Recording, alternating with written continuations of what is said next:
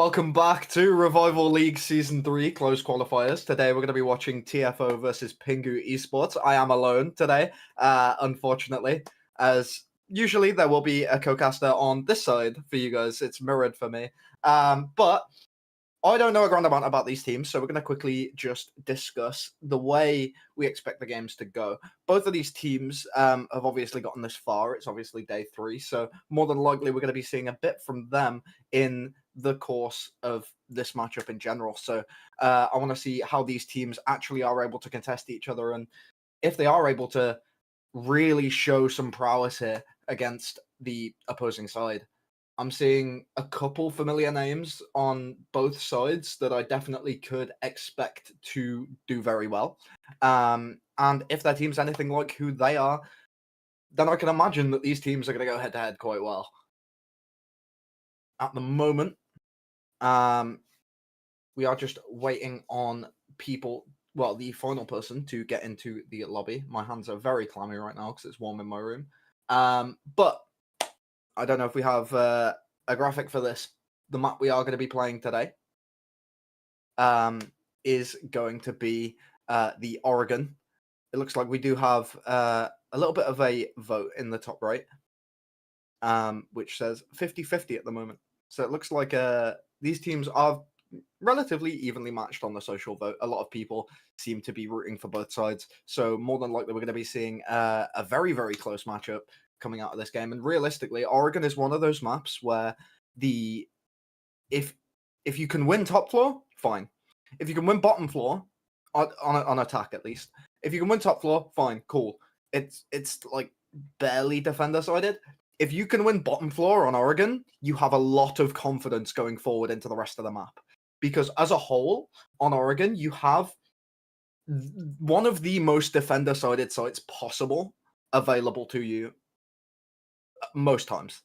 Because the basement is so good for defenders. And people don't really talk about it enough. Because realistically, you play for the mid-floor sites, you play the Osarin tower, or you push small tower, do the thermite trick, maybe get some angles onto the farther side as long as you can take showers. But overall, it's like they're very compatible attacks. And when it comes to top floor, you've got obviously the standard games breach, you've got the standard attic breach, and then you've got the windows that you can play around as well, the different ways that you can play verticality, whether it be in kitchen, in security, or even over in the Z corridor if you're bringing along a Solace or a pre-play C4 underneath. But something that is pretty interesting that we do have coming up is the map veto. So we'll take a quick look at how the bans actually unfolded to get us to Oregon. So it looks like at the moment, we had Border and Bank go as our first two. Looks like TFO want nothing to do with Border, and Pingu want absolutely nothing to do with Bank. Moving on, we went on to Cafe. TFO decided to take that out of the mix. We have Night Haven Labs, which was taken out by Pingu. Chalet, this is very small for me to read. Oh, Consulate, sorry, that was taken out by TFO. Chalet, that was taken out by Pingu. Skyscraper, which was taken out by TFO, and Club, finally, which was taken out by Pingu. We do have some map stats that we'll take a quick look at for you guys right now. And, I mean, nothing majorly surprising here. Like, kind of a very low pick rate for a lot of these maps. And you can see ones like the recent rework on Consulate.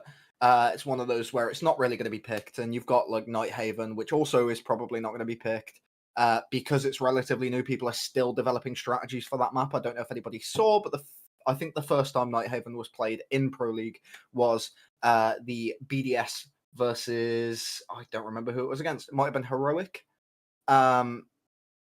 maybe Wolves, so I'm not sure.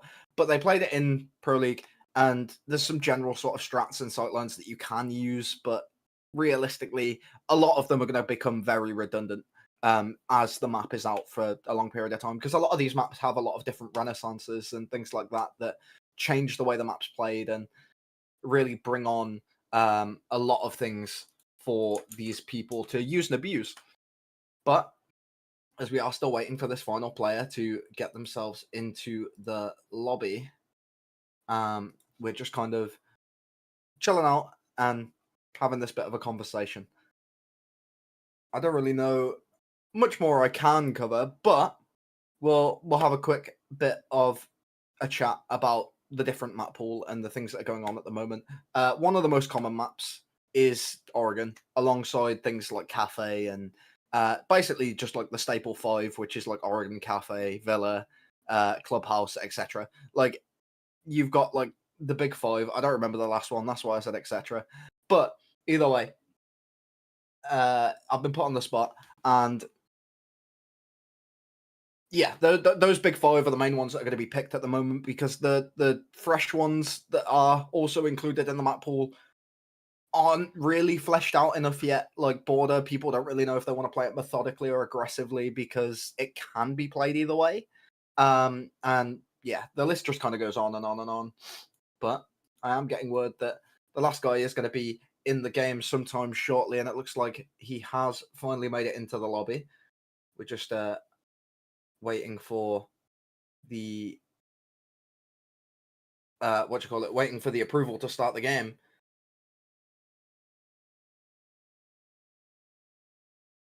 And then we will be jumping right into this cast. As I said before, I'm not too sure which players I should and shouldn't be keeping my eye on, but I'll be able to work out from their roles who's going to be playing in what sort of location. And yeah, here we go. Map starting. We are in Oregon, bringing it forward, seeing what we can find. And it looks to me like it's going to be a very, very fun game. We are going into the ban phase. Obviously, it's Oregon. More than likely, on the attacking side, we're going to be seeing things like the Jackal, the Dekebi, basically that intel denial. Like they want to try and deny these people from being able to track and find these roaming defenders. So more than likely, a Jackal, Dekebi, couple more in there, like a Ying that could also go. But I was going to bring up the fact that they could take out Hibana. And Hibana is very good for the hatches, so taking out Ace is going to make it so you can't have those little cheeky angles on the games room wall. That's something that has become very prominent and powerful coming into the later stages of Pro League. But coming out on the second attacker ban, we are probably going to be seeing something along the lines of Breach as well. And yeah, we got a Ram. So Ram being taken out of the game basically means that you can't play those vertical angles in the bedroom as confidently anymore, because she just shreds the floor. Whereas Buck and Sledge have to be a bit more cautious. It takes away the danger. Solace goes out. That's expected, if I'm honest, because Solace is absolutely busted. And more than likely to follow, I imagine we'll either see like a Fenrir or maybe even a Valk. They're two operators that are very good on this map, but also Cade, another one that can be very prominent in these situations. He has a very unforgiving Cade Claw in the basement, where you put it on the opposite side of the e-box store inside of the site in order to electrify the hatch if you get it pixel perfect. So this team is now going to be these teams are going to be now setting themselves up for the round. Looks like we've got Red Cannon on that entry alongside Alpia. PG going to be playing that more flex role. Looks like Arco wants to get a bit aggressive as well, but looks to me like the Mute and the Mozzie are going to be working together as the support duo. So that's kind of how I expect this to go. But I could also be very wrong. Kind of assuming off of not even seeing them play. But either way, we'll see how their setup goes. Look at this lovely free cam coming out of our producer right now. The free cam, relatively new to the Pro League scene in Siege, is going to be one that is used quite frequent to be able to get a nice close-up look at all of these different angles and little nooks and crannies that these defenders decide to set up. We've got the footholds on Big Window, the shield on the main bedroom door, and we're also going to be having a little bit of presence alongside Attic and White. they're going to be seeing if they can open up those head holes in towards Trophy, and the wall is soft going into the closet, so more than likely we could be seeing a Mute go over there, and there's a double spawn peek going on inside of the garage. Sledge almost loses his life to the Alibi as she gets lit up from the other side. Warden takes a second to have a quick run away, and now he's going to be printing on the meeting room door, almost tries to get one through the barricade, doesn't quite find it. Drones come through, they've opened the door on the garage. Sledge going to be crouching outside on the right side. They aren't going to be able to find the kill just yet. Alibi manages to find one for her troubles. Thermite going to be waiting, and now the one on the door manages to get the injure. 2 being lost on the attacking side, as we still have those defenders, all 5 alive. As I speak, the downed player of Alibi does end up falling, and the Yana still going to be getting quite aggressive on the door. The Mute from above manages to find that one onto the Yana though, and now Ying going to be left all alone inside of that garage with Thermite nearby. We are going to be just seeing the final dregs of this round coming forward. Looks like Thermite is going to be droning for the Ying, and Ying takes the swing onto the top of Laundry Stairs. Finding that frag for herself is going to be very good coming into the rest of this round, because you haven't found many so far, and they've found more. Having that man advantage is going to be ideal for the defending side, and also with it being as defender-sided as it is on Oregon a lot of the time, we are going to be seeing a bit of a struggle coming out of these attackers if they aren't able to adapt to each other's playstyle. Obviously, we've got this Mute over here in front of Armory still, so sight could be a little bit more barren than the attackers may think. Thermite going to be playing on that big window, and Ying going to be making her way towards the white stairs. Does she know the Valkyrie's going to be trying to take the swing? She does now, and now the swing comes out from Muzi. Muzi ends up getting that kill, and looks like the Thermite is going to be the last one alive. They're going to try and jump out on him. The C4 goes off. Mozzie takes the jump out, but he drops off the roof and falls off to the window. Valkyrie trying to see if she can find that frag through the barricade, but isn't able to, as now he makes his way up Armory Stairs. Gets the camera with a silenced pistol, but doesn't Mute quite know that he's right here. Manages to find that frag onto the Mute, and now the Valkyrie coming up white stairs is going to be unaware of the player that's already crossed into sight. She's going to be holding the angle across to the bomb, finds that frag, and now it's 1-0 to the defensive side at the very beginning of this game.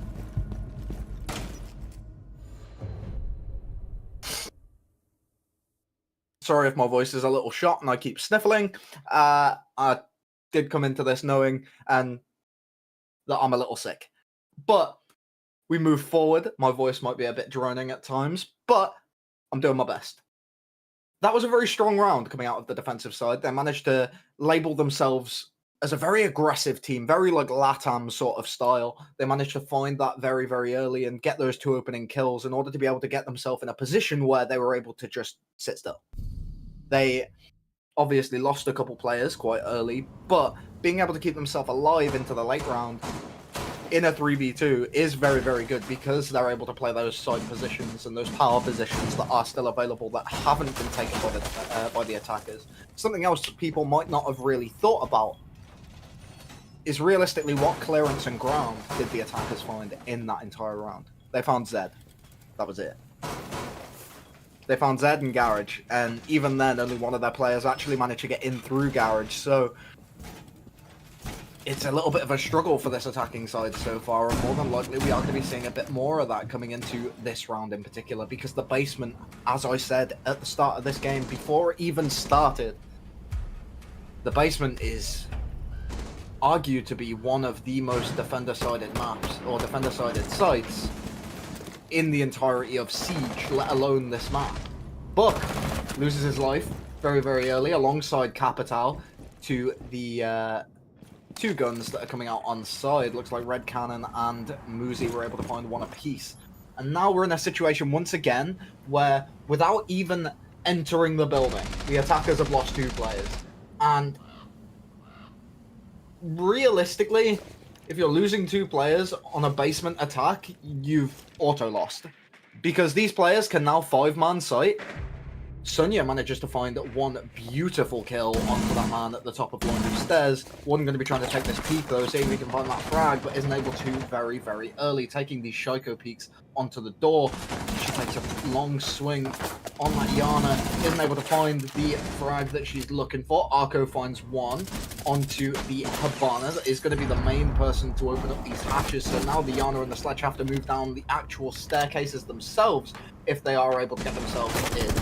She does manage to get herself through into the garage, but knows there's going to be a player above on the hatch. Sledge going to be trying to make his way in through the door by the looks of things, but instead rotates over towards the main door. And now that nade coming in from Yana isn't able to find the frag, but is able to dislodge a player, as he is now just going to be positioning himself on main stairs. Does he quite know? No, he does not. Tries to take the swing onto the Elysian, and there's 3 men standing in his way, and loses his life. Another round to the side of Pingu Esports. And I think we're looking at a very, very dominant defensive half coming in for the side of Pingu so far. And even coming into the remainder of this half.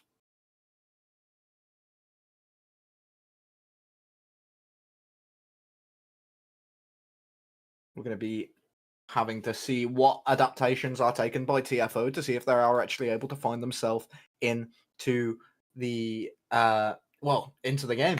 They need to find their footing sometime soon, because if they don't, they're going to struggle coming into the second half. Especially if they go down 5-1, 6-0 here, it's going to be very, very unfortunate for the side of TFO if they are having to survive through these like 1 round, even 0 rounds of nothing. Not having any sort of advantage coming into the second half from the attacking side is going to be a scary engagement.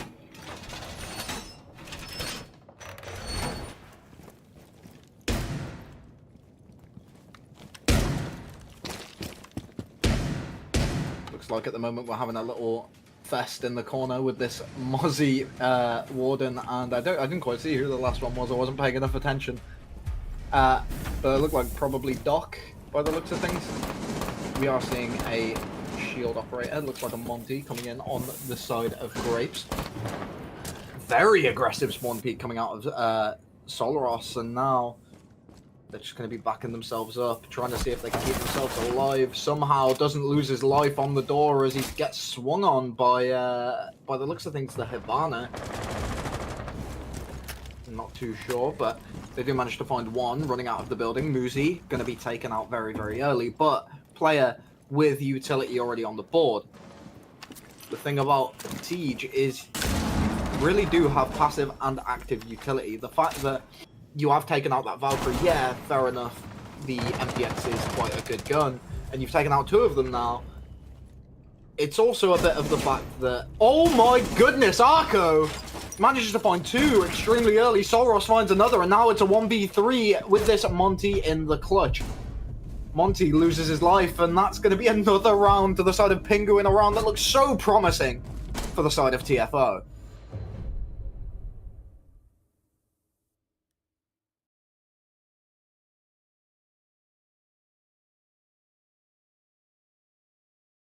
Round number 4 coming in now. We're already at a 3-3 maximum half for the attacking side,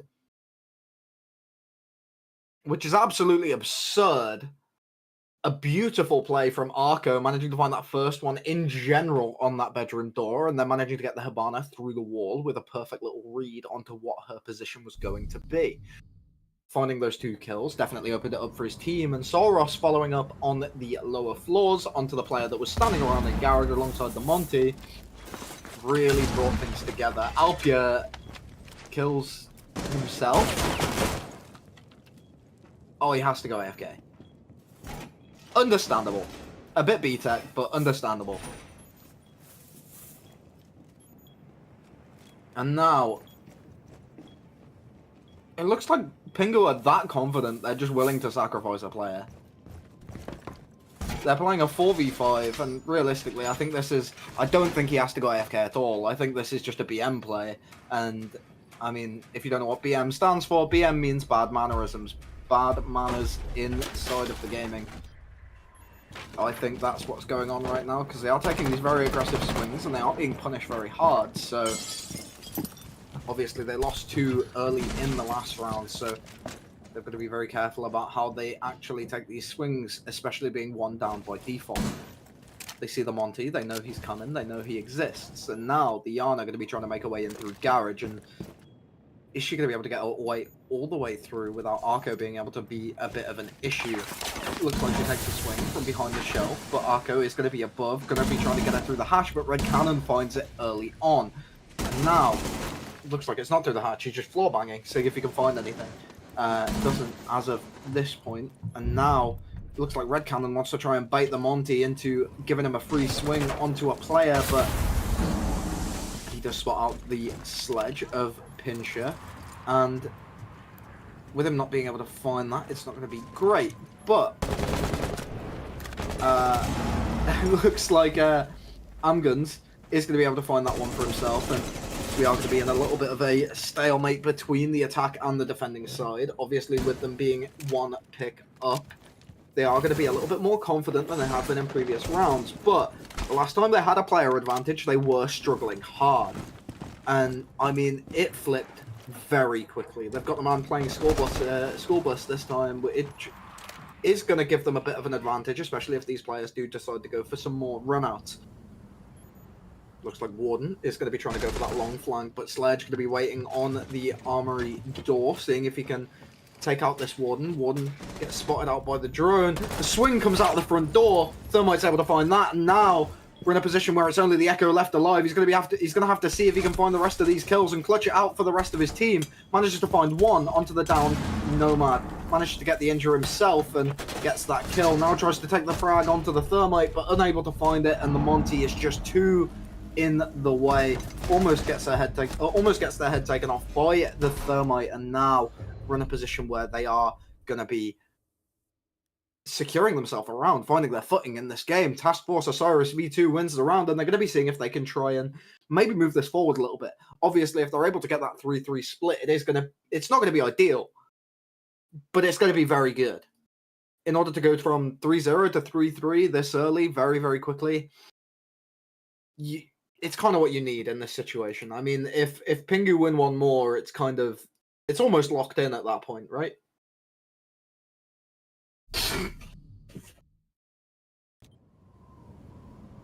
So, at the moment, it looks like we are going to be going back down to this bottom floor, seeing this basement site once again, and they are going to be going for the Blitz Rogue strategy alongside the Ying. It's a bit more of a coordinated strategy than what you'd normally see in Rank. Normally what you'd see in Rank, it's a very B-Tech version of this strategy, where you bring along a Blitz, you bring along some smokes, you smoke off the Pillar Door, or Shiko, and the head holes inside of the electrical box. That drone gets found by Capcan inside a classroom. Nice little find from him, denying that utility. But you smoke off those two, and then you run the Blitz down elbow to try and deal with the player on the shield. But inside of Pro League and obviously lower level leagues, as we can see here, you'll have the Capital for the smokes because they're instant. And alongside that, you'll run the Blitz in alongside a Calling Dekebi and maybe like a Ying as well. But they've managed to get themselves in, but they've also managed to lose their Blitz in the meantime. There is going to be an Ella sitting there as well, and I think the shield just protected Capcan's knees from bullets there, and now Sonya has to pick up the pieces in this situation where Solros and Muzi are left alive. Looks like Solros wants to go for... Oh my god!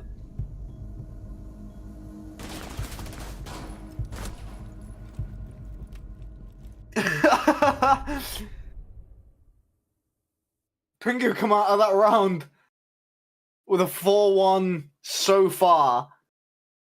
A nice little one-tap onto the Ash. Obviously not a headshot, but killing your teammate along with it is a little bit of a risk. Very unfortunate that we don't have any Skinergy on either side. Skinergy, for anyone that's unaware, is where they use the same player card background. Because it's a term made up by Pingu, and I don't know, that guy has no enthusiasm, but he's still quite smart.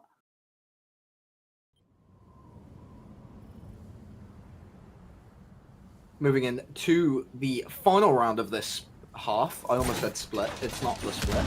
It's final round of this half. We are going to be looking at a very aggressive lineup coming out of the defensive side. They obviously have that Legion, who currently has been played as Entry Fragger, so people are using that shotgun, which you can see currently equipped. Alongside that, you've got the Scorpion on the LA, you've got that Azami to be playing the Keep of Arcade, you've got Alpia on the Warden and a Vigil. This is a very aggressive lineup, and more than likely we are going to be seeing these people get very, very, very antsy. And I think if Task Force Osiris or TFO, whatever you want to call them, isn't going to be prepared for this, it could go terribly for them. They are going to be taking that double run out of main door once again, but instead it looks like the Azami is just going to be barricading out the Ela and just doing a little trolling. But as we see these players on the attacking side make their way through into the small tower, they are just going to be droning it. There is a Warden and a Vigil on the opposite side, though. Vigil isn't quite aware of the player that's going to be outside of that green corridor, potentially going to be breaking their way in sometime shortly. But Ela is going to be taking that peek onto the attic door. Warden and Vigil are going to be trying to take that peek together against this Yana, but Warden is going to be left alone once Yana manages to find the head of that player. And now, with him going down in the corridor, Yana gets a beautiful headshot onto Alpia or Red Cannon, sorry, as he goes in to help Alpia. And now we're in a situation where it's a 2v5. The first point in this game, or the second point in this game for the side of TFO, if they are able to roll this on into a win, but all left on the shoulders of the Ela. Solros going to be the one to have to find the pieces, pick them up, and get this round win. But instead, it's Grapes to find it, because a hip-firing Ela doesn't really go too well when her spread is, I don't know, massive. But that's the end of that half, 4-2 half for the side of Pingu Esports. This should be relatively easy moving forward. Only having to win 3 rounds before they win out the actual game itself. And I don't know. It's looking a bit dire for Task Force Osiris. The only reason they got that last round was because they were doing very funny strategies, and more than likely moving forward into the rest of this league, we are going to be seeing a bit more strategy come out of the side of Pingu. Because at the moment, they're obviously hiding something. They're playing the way they are because they can, and it's working. They obviously have... How do I word this without being mean? They obviously have a bit of a skill difference. There's a bit of a skill deficit between these two teams. PG, Pingu Esports, is clearly a little bit of a leg above, which is unfortunate, but nothing that can't be fixed coming into the league. And nothing that can't even be fixed right now. Something that could tell the tale is this side switch could actually bring a lot of fortune to the side of Task Force Osiris. And I think if they're going to make a change, going to make a difference, going to find their footing and really bring themselves into this game, it's got to be now. Fuse on the side for the side of Pingu. And they're going to be opening up that bedroom door for Ash to make her way through. And they do have to get through this Aruni gate, but it looks like the Fuse isn't going to be able to get himself onto the wall, but he is going to be just avoiding the mute jammer entirely by, just placing it on the wall itself at the very far side. Aruni has to take a quick little run away as the player inside of Attic deals with the charge that was placed, and now just taking out games room. Muzi managed to find a kill onto Pincher with a lucky bounce from that grenade. And Cannon finds one onto RC. Once again on the back foot for the defending for the side of TFO. And now with them on the defending side, it's looking less and less promising coming forward. Muzi is the one to fall on the attacking side, and these players on the side of Task Force Osiris just aren't able to find the frags they're looking for. The player going to be sitting at the top of White Stairs is going to be the Maverick. Does Mute know he is going to be trying to make his way up, gets some bullets come his way, but doesn't quite realize. Twitch takes the swing. It looks like Arco is going to be the one to fall alongside his dead brother of Muzi. And now with Mute coming up onto the Armory stairs, Alpia does a quick 360, finds that frag for himself. And now it's going to be 5-2 to the side of Pingu Esports.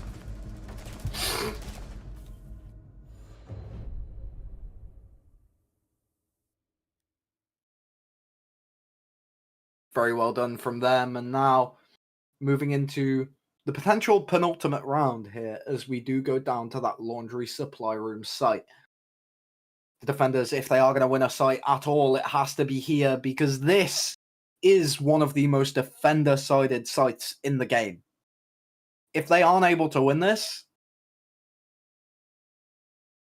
it's looking a bit dicey, put it that way. And now, with these teams setting up for a relatively aggressive side on the attack, we do see the red cannon already on that Amaru. Excuse me. More than likely is going to be trying to go for a tower rush, seeing if he can get himself up onto the tower, and also more than likely using the Supernova alongside the SMG-11. We do also see a Blitz on side, alongside that Lion, alongside the Grim, alongside the Dekebi. These guys are 100% going for a site rush, and it's not even hidden at all. I think the player that's going to have the most impact is either going to be this Blitz or the Amaru, the players that can really get themselves up and in there. The Supernova on the Amaru, as I called, is going to be running over towards that tower side, and she is going to be going straight in through that tower window. More than likely, looks like the entire team is going to be trying to make their way down tower stairs. Amaru drops down and is going to be able to get herself forward. They do throw some bees onto the first level, and obviously Amaru surely would have heard that Jaeger there inside of Harry Potter. Surely she's heard that player actually go onto his cams, and they are going to be hot dropping this on the Lion and the Dekebi. Everyone down into sight now. C4 goes in, Alpia goes down, and now we're in a 3v3 situation, 2v3 now, as it has gotten a bit dicey. Grim falls down and loses a bit of his health, gets injured in the meantime. Amaru doesn't quite get injured from those shots coming out of the Wamai, and didn't actually hit any at all, as now the Supernova shot manages to find that frag. Pingu Esports, once again, winning out that round and bringing themselves forward on one of the most defender-sided sites in the game. One round separates Pingu Esports from the victory here of 7-2 in order to bring themselves forward in this closed qualifier.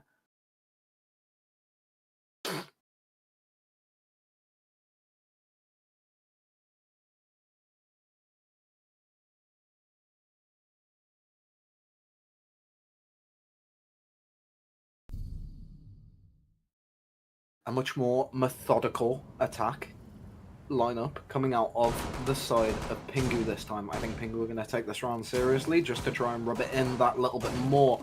But they have gone back to that basement site. Obviously, as I said before, one of the most defender-sided sites in the game. And I really think that these guys should be able to pull a win out of the bag here in this situation. And unfortunately, so far on this defensive half, they haven't been able to find anything. They only found 2 rounds on the attacking half because of over-aggression from these attackers, and it is looking like they are going to be pushing from that junkyard side, so it is going to be a full clear alongside that first floor. Potentially even the second floor as well, but more than likely just across the first floor because they don't really need to aggress onto the top floor. Arco takes out Alpia with a funny little shot and a teabag, and now he has to go AFK again. And now, as we move forward, we are seeing these players just get themselves ready to... I don't even know what they're doing here. Kali is just opening windows and doors to see if they can get themselves a sightline. Gridlock's just kind of hovering around. Nox throwing nades at nothing. And Yana's just crouched in the corner. They open up a window, manage to find themselves 2 frags. Grapes, beautifully done by him, managing to thread the needle through the windows, and now we're in a position where it's a 2v5. Are they going to be able to come out of this round with a win, or are they going to keep throwing?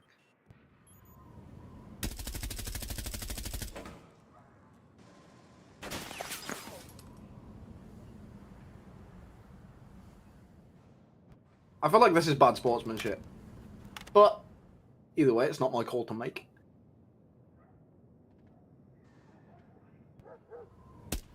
They are going to be getting a little aggressive onto this white stairs now. Callie going to be making her way up alone, seeing if she can find anybody isolated on the top floor. But with nobody up there on the defensive side, she isn't going to be finding much. Everybody on the defensive side is going to be bunkered up on site already. They found their picks. They found all they need. And now they're just going to be chilling around, playing this very turtle style of BDS gameplay that we have seen in the past from Pro League teams.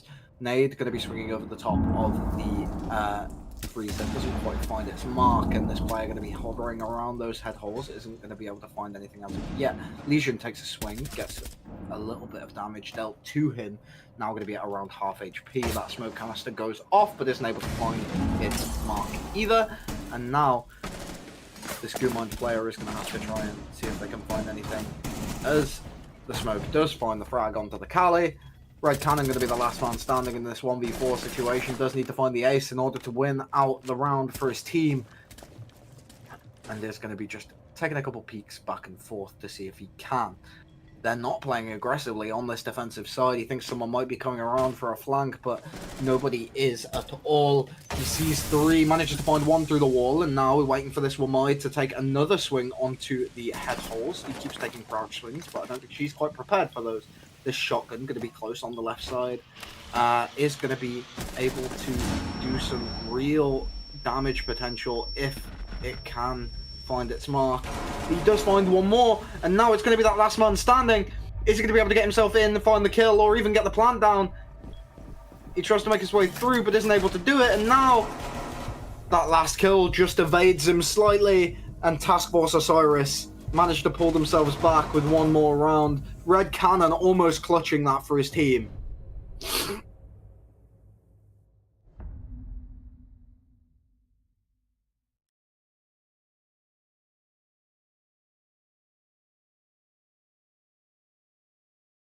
That is absolutely insane. As we move even further forward into this game, it's going to be 6-3 at the moment. Unsure where this can really go from here, but we are going to be looking at a bit of an aggressive lineup coming out of the defensive side.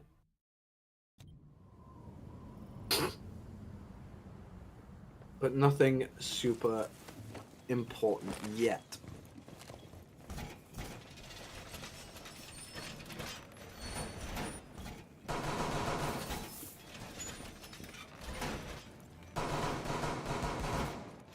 Sorry about that, just got a little bit distracted, very ADHD, but either way. 17 kills on Red Cannon now, going to be picking up that gridlock. More than likely, they're just kind of memeing at this point. They really want to find the win, but they really don't care for it all that much. They don't care for just taking it quickly. They want to try and make this game last, and by the looks of things, with these players hovering around in this main area, they are going to be potentially going for a bit of a spawn peek here, as we do see Warden just angling himself up. Might even find a shotgun shell from this Amaru if she isn't careful, or if she is careful. But looks like he's going to take some shots, deal a bit of damage, and run himself out of there because, well, you would be unsure in that situation. Capital going to be rappelling upside down on that games room window. They are going to be on the top floor. 2 kills found from one set of Capcom traps. Ella going to be hovering close to that door as well, and now the Amaru comes swinging in. They find that kill onto the Amaru, and this might be a complete throw from the side of Pingu. There are going to be 2 players left remaining in this 2v5. Obviously, in a 1v5 before, we were able to find 4 of the 5, but it's a different player going to be left alive this time, as he does find one. Alpia going to be the player that's going to be was AFK for a lot of the game, and now in a position where he has to find these kills, find himself a way in to the site. Ella going to be close to that trophy room door, and is she going to be able to take the swing as early as she maybe wants to? He sees the laser, he knows she's going to be nearby, going to be taking the approach onto the door, does find the frag for himself. Waiting for that Rook to take the swing there. Could have been very, very deadly. He does know that someone's hovering around on this lower floor, but doesn't quite know where. That Warden going to be hovering around in Classroom if he took the swing, was able to find the frag, but doesn't quite decide to in this position. Rook going to be reinforcing off that rotate, so there's no approach through attic, but he does get himself tucked in the doorway. The Warden's still going to be below. That's going to be a bit of a detriment to his team if he doesn't make his way up sometime soon. The C4 from below from Sunya does find that frag, and now we're just borderline throwing from the side of Pingu. Task Force Osiris find the round win.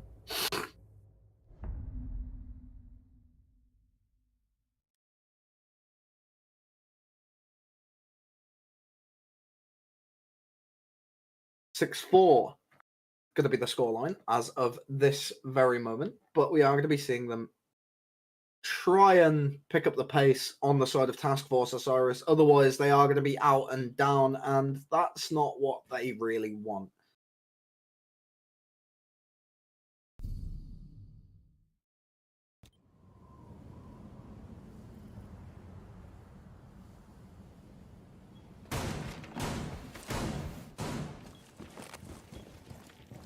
I'm not going to get too annoyed at the fact that they are just trying to have fun. But I feel like if Task Force Osiris win this, I don't really think there should be a DQ on the table. Because there is a lot of throwing going on in this game. Again, not my call to make, but my opinion. And I mean, as we move into the rest of this round, we are going to be seeing a bit of a serious lineup coming out of the side of Pingu. Pingu might actually be looking for the round win here, because if they throw one more, they could be going to overtime.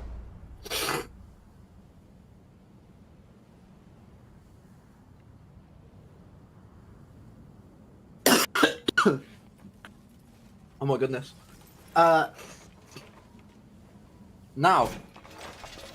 they are going to be reinforcing off that attic rotate that they did make for themselves a moment ago, and looks like Frost is going to be wanting to take this swing onto the door, but Alpi are going to be making his way all the way through. Opponent detected outdoors, so Frost is the one to go for the run out, and now manages to get back in, but he is being waited for, as now we're in this position where Capital just has to find a couple more in order to get himself secured in a good position, and realistically we might be looking at a point where the side of Pingu have thrown too hard. The smoke gets the injure with, or the Yana gets the injure onto the smoke with the nade, but he is going to be resing himself with that rock armor. The rock armor picks him back up, and he is going to be trying to take another swing onto that player, but Grapes takes off RC's head, and now we're in a position where it's a 2v2. These players definitely could come out of this round with a win, but Sunya finds two heads, and that's going to be perfect for the team, as they are going to be making their way towards this potential overtime win. Round 12 now. If the side of Pingu don't actually win out this round, we do go to overtime confirmed, and we potentially could be looking at an 8-6, 8-7 victory for either side here.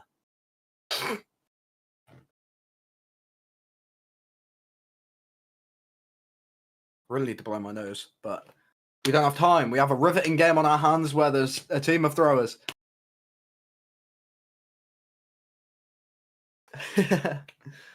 Now,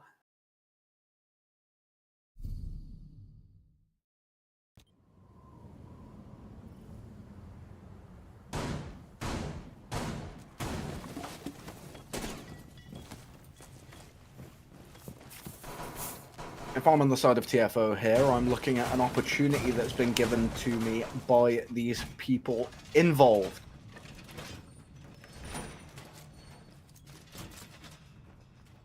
On the opposite side, Pingu, they do have quite high kill counts. Oh my goodness. They do have quite high kill counts, especially on someone like Red Cannon, who's sitting at 17 and 6 right now. But on the opposite side, we do have players stepping up to the mark. People like, people like Grapes, who was able to find a couple last round. Amguns, and also Sunya. That triple capcan trap could be quite lethal on the shower corridor if anyone does decide to push that way, but it looks like they are going to be just going for that tower push. excuse me again, the Flores drone going to be making its way in through the door, blowing up that barbed wire, the Thorn gadget, and also the barricade along with it.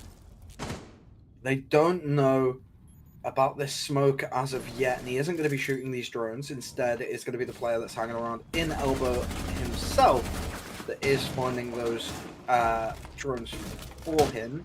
And playing close to the door like that does mean he is going to be in a position to find himself something perfect. But Sunya goes down to Alpia as Muzi, soon to follow by RC. RC getting the run out onto that Flores is going to be perfect for them, as they now are in a position where it's a 4v4 instead of that 5v4, and one of their players that has been stepping up to the plate isn't off the board. The smoke gets caught out by Red Cannon as Red Cannon takes the swing into blue, but Pincher is able to find that kill for himself. Hatchshot potentially going to be coming out of these players now as Hibana rotates over towards that blue bunker side. They do want to try and get this pincer on the go onto Pincher, and now Pincher falls. There is going to be another player inside of that blue bunker elbow area, but Hibana is semi-aware of where he's going to be, and they are going to be taking the swing onto each other. Hibana Alpia manages to find that for himself, and now one player remaining, Amguns, has to win the 1v3 in order to get himself to overtime, but loses out, and that is going to be a 7-5 to the side of Pingu Esports. Don't let the scoreline fool you, folks. That was a very one-sided game indeed, and now, with them being able to come out on top, it is going to be very, very good for them. The next game for the stream, just before we have a quick little rundown of what happened in that game, the next game for the stream is going to be at 20:30 in about an hour from now. So make sure to get yourself refreshed, go to the bathroom, get some food, whatever you need to do, and be ready. Before I go, however, I am going to quickly talk about the fact that between these two teams, don't let the scoreline fool you. As I said, it was a very one-sided game, and the side of TFO did have a bit of a skill disadvantage in the game. But that doesn't take away from the fact that these teams are better than me, and I am just a plat with an ego. But as we look at it, the side of TFO realistically needed to try and play a bit more favorable towards what's going on. They're clearly being out-aimed, so taking those gunfights isn't going to be ideal for them in the long run. And with them losing out on a few of them and losing some of these players during the later end of, or during the early end of the round, they're not really able to keep themselves in a very formidable position in the late round. And I think realistically, if they tried to play a bit more of a bunker style setup, maybe set themselves up to play crossfires, play angles, play around gadgetry, and realistically just try and give themselves that leg up against a team like this, they definitely could have had a different situation. But alas, it's not the case, and we are left with Pingu as the victors of this matchup. They are going to be moving forward. I don't know if that qualifies them or not. I was kind of a last-minute addition, but either or, we have concluded that matchup until 8:30, which is, as I said, in an hour from now, 8:30 European time, Central European time. And yeah, that's going to be about all from me for tonight. You are going to be joined by Whiskey Glitter later on, but quickly, I'll just do my shout-outs before I go. My shout-outs, I'd like to give a quick shout-out to the Rejects, because they're like my crowd. It's like a little nickname for the crowd that I have. Calm Ones, I'd also like to give a shout-out to my own Twitch channel, if that's okay. I might get banned. I don't know. But twitch.tv/Naj, it's just NHAAJ. That's my Twitch channel if you'd like to see me play some Siege, some Minecraft, some Team Fortress 2, some TFT, whatever. Hit me up on there and make sure to drop me a follow, and I guess I'll see you in the next cast. Peace.